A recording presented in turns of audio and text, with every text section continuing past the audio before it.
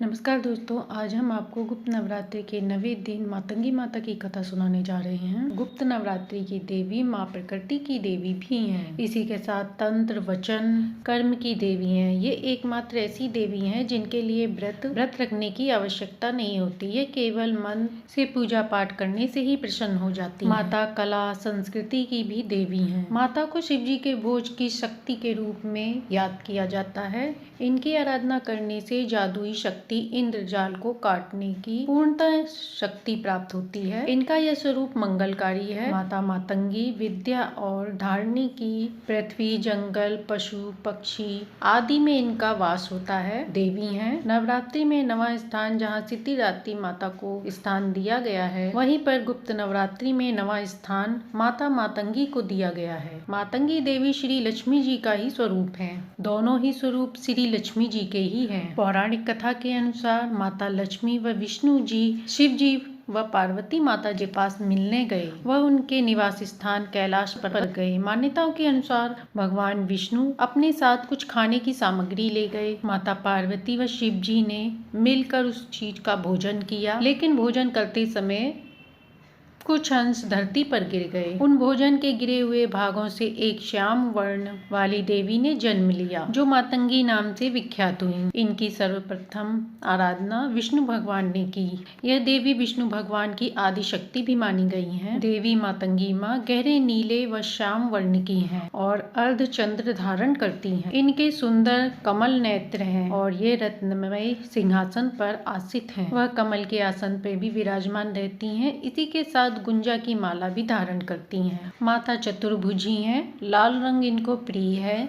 दाएं हाथ में बीड़ा और मानव खोपड़ी धारण करती हैं तथा बाएं हाथ में खड़ग धारण करती हैं। यह उनकी अभय मुद्रा है। तोते हर समय उनके साथ रहते हैं, जो वाणी और वचन के प्रतीक हैं। माँ मातंगी देवी की आराधना करने वाला व्यक्ति बाघपुष्ट होता है, सत्य हित वाला और लोक हितकारी होता है। माता को अपशब्द पसंद नहीं है। देवी कहती हैं, सत्य बोलो, प्रिय बोलो, इसी में शक्ति है। माता रानी का यह रूप सबसे अनोखा है, क्योंकि आपने कभी नहीं सुना होगा कि भगवान को झूठन का भोग लगाया जाता है, लेकिन माता रानी के इस रूप को हमेशा झूठन का ही भोग लगाया जाता है। अब जानते हैं माता रानी के जन्म के उद्देश्य की कहानी। माता सती ने शिव जी से क्रोधित होकर अपनी एक विद्या से शिव जी को मातंगी माँ का रूप भी दिखाया था। माता रानी की आज्ञा अनुसार ऋषि मार्कंडेय ने मार्कंडेय पुराण की रचना की थी। क्योंकि माता का यह रूप माता सरस्वती के समान है, इसलिए इनकी आराधना करने से हमें माता सरस्वती की भी कृपा प्राप्त होती है, जिसमें माताओं की 10 विद्याओं का वर्णन है। इससे व्यक्ति की बुद्धि व विद्या का विकास होता है। माता रानी के आशीर्वाद से व्यक्ति को कला क्षेत्र में उन्नति मिलती है। इनकी पूजा करने से किसी भी प्रकार का जादू टोना, माया जाल सब छूट जाता है। यदि किसी ने आपके ऊपर कोई तंत्र मंत्र किया है, तो आप माता मातंगी की पूजा आराधना से इन सब से छुटकारा पा सकते हैं। कहा जाता है देवी मातंगी हनुमान जी व शबरी के गुरु मतंग ऋषि की पुत्री। माता ने मतंग ऋषि के यहाँ जिस कन्या ने जन्म लिया था, वह देवी मातंगी माता के नाम से ही विख्यात। यह देवी भारत के आदिवासियों की देवी है। 10 महाविद्याओं में से एक तारा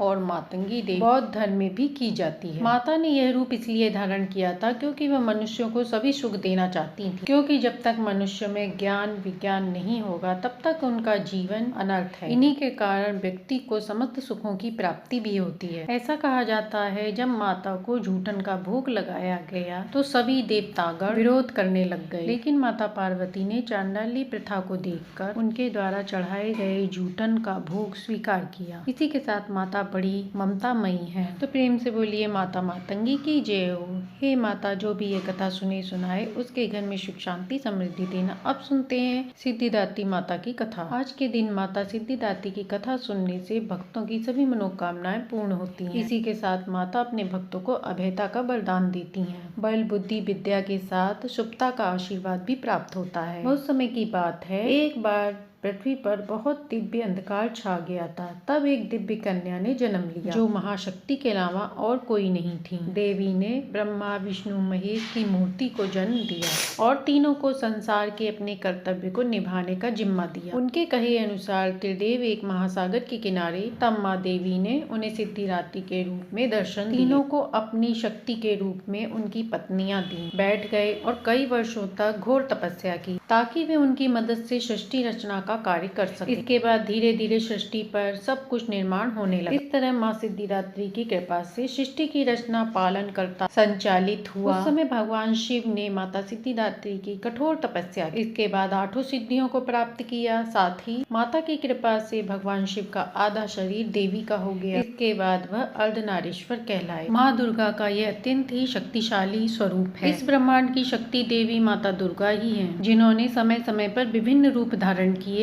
पृथ्वी और सृष्टि के संरक्षण का कार्यभार भी संभाला। जब किसी दैत्य के सामने देवताओं का युद्ध कौशल कम पड़ जाया करता था, ने अपने पुत्रों का रक्षण किया, बल्कि भक्तों की परम आस्था का पात्र भी हैं। तो स्वयं माता सिद्धिदात्री भवानी माता, जो न ही सिर्फ नारी शक्ति का स्वरूप, एक समय महिषासुर नामक भयंकर राक्षस, वह बड़ा ही दुराचारी अधर्मी था। पृथ्वी स्वर्ग आदि सब जगह पर चारों ओर दहशत मचा रखी थी और ऋषियों के यज्ञों में विघ्न उत्पन्न करता। महिषासुर को वरदान था कि कोई भी पशु या नर उसका वध नहीं कर सकता था, इसलिए स्वयं त्रिदेव भी उसे मारने में असमर्थ थे। उसने अपने वरदान को कवच के रूप में उपयोग करते हुए त्रिलोक में भी अपना आधिपत्य जमा लिया था और देवों को वहां से निकाल फेंका। देवताओं के यज्ञ भाग को भी उसने अपने वश में कर लिया। इससे परेशान होकर सभी देवता त्रिदेव के पास गए और उनकी स्तुति करने लगे। सभी देवताओं के मुख पर चिंता के भाव थे। त्रिदेव पहले से ही सब जानते थे। यह सब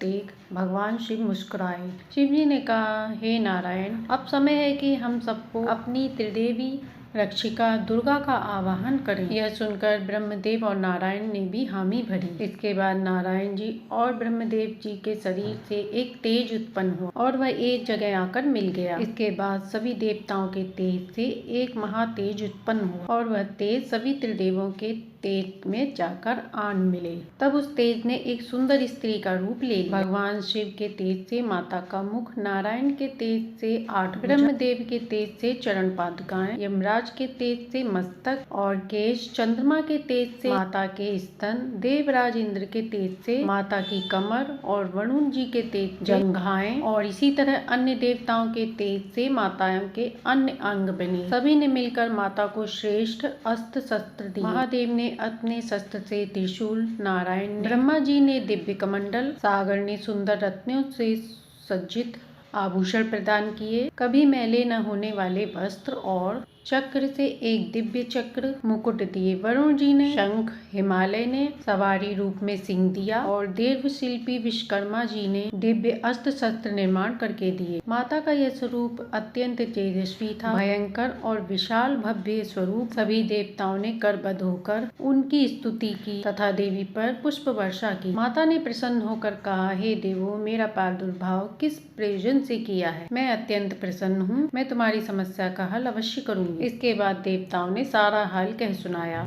इसके बाद माता ने रण क्षेत्र में विकराल रूप धारण पहले दैत्यराज की सेना का अंत किया, बाद में महिषासुर का भी अंत कर दिया। तो प्रेम से बोलिए माता सिद्धिदात्री की जय हो। अब सुनते हैं माता सीता की कथा। इनकी कथा के बिना कथा अधूरी मानी जाती है। तो चलिए कथा शुरू करते हैं। एक समय की बात है, एक राज्य में एक राजा के लड़के को शीतला माता निकली थी। उसी समय एक ब्राह्मण के बेटे को भी शीतला माता निकली। ब्राह्मण का परिवार बहुत गरीब था, पर वह माता की आराधना पूजा बहुत करता। वह धार्मिक दृष्टि से माता के सभी विधि विधान को निभाता रहता था। इसी के साथ घर में साफ सफाई का भी विशेष ख्याल रखता था। उसके परिवार में नियमित रूप से माता की पूजा आराधना होती और नमक खाने पर पाबंदी। सब्जी में ना तो छौंक लगाया जाता था और न ही कोई वस्तु तली भुनी जाती थी। ऐसा करने से उसका पुत्र शीघ्र ही अच्छा हो गया। उधर जब राजा के लड़के को चेचक हुआ तो उसने भवानी के मंडप में यज्ञ हवन रखा था। वह ऐसी वैसी कोई भी वस्तु न स्वयं खाता न अपने बच्चे को देता। राजपुरोहित भी वहाँ पूजन में मग्न रहते। राजमहल में रोज कढ़ाई चढ़ती, विविध प्रकार के भोजन व्यंजन व्यंजन बनते, स्वादिष्ट भोजन, सब्जी के साथ कई प्रकार के मांस भी पकते थे। उस भोजन की गंध से राजकुमार का मन चंचल हो उठा और वह उस भोजन के लिए जिद कर, क्योंकि वह राजपुत्र था इसलिए उसकी अनुचित जिद भी पूरी कर दी जाती थी। इस तरह शीतला माता का प्रकोप घटने की जगह बढ़ने लगा। अब उसे शरीर पर बड़े बड़े फोड़े भी निकलने लगे, जिसमें खुजली व जलन अत्यधिक होती थी। राजा शीतला माता की शांति के लिए जितना भी उपाय करता सब बेकार जा रहा था, क्योंकि अज्ञानतावश राजा के यहाँ सब कार्य हो रहे। अब राजा बहुत परेशान हो चुका था। उसकी समझ में नहीं आ रहा था कि वह क्या करे। एक दिन राजा को किसी ने बताया कि ब्राह्मण के पुत्र को भी शीतला माता निकली थी, पर वह अच्छे से हो गया है। यह सुनकर राजा सोच में पड़ गया कि मैं शीतला माता की इतनी सेवा करता हूँ, पूजा व अनुष्ठान में कोई कमी नहीं रखी, फिर भी मेरे साथ ऐसा क्यों हो रहा है, जबकि उस ब्राह्मण का पुत्र बिना पूजा पाठ के ही सही हो गया। इसके बाद राजा सो गया। सोने में उसे सपने में माता ने दर्शन दिए और कहा, हे राजन, मैं तुम्हारी पूजा पाठ से अत्यंत प्रसन्न हूँ। इसी कारण तुम्हारा पुत्र अभी तक जीवित है। तुमने शीतला के समय पालन करने हेतु नियमों का उल्लंघन किया है। तुम्हें ऐसी हालत में नमक का प्रयोग बंद करना चाहिए। नमक से रोगों में खुजली होती है। घर की सब्जियों में छौंक नहीं लगाना चाहिए, क्योंकि रोगी को इसकी गंध से व्यंजन खाने का मन होता है और रोगी का किसी के आसपास आना जाना भी मना हो, क्योंकि यह रोग औरों को भी हो सकता है। अतः तुम सफाई करके इन नियमों का पालन करो, तुम्हारा पुत्र अवश्य ही अच्छा हो जाए। इसके बाद राजा ने देवी की आज्ञा अनुसार वैसा ही किया। इसके बाद राजकुमार की सेहत में सुधार हुआ और वह शीघ्र ही अच्छा हो गया। इस दिन माता व श्री कृष्ण जी का पूजन करके शाम को भोग लगाना चाहिए। ऐसा करने से समस्त दुखों का नाश होता है। प्रेम से बोलिए जय माता शीतला। तो ये थी नवरात्रि के 9वें दिन सुनी जाने वाली माता की संपूर्ण कृपा की कहानी, जिसे सुनने से सुख सौभाग्य में वृद्धि होती है। कहानी अच्छी लगी हो तो लाइक एंड सब्सक्राइब करें।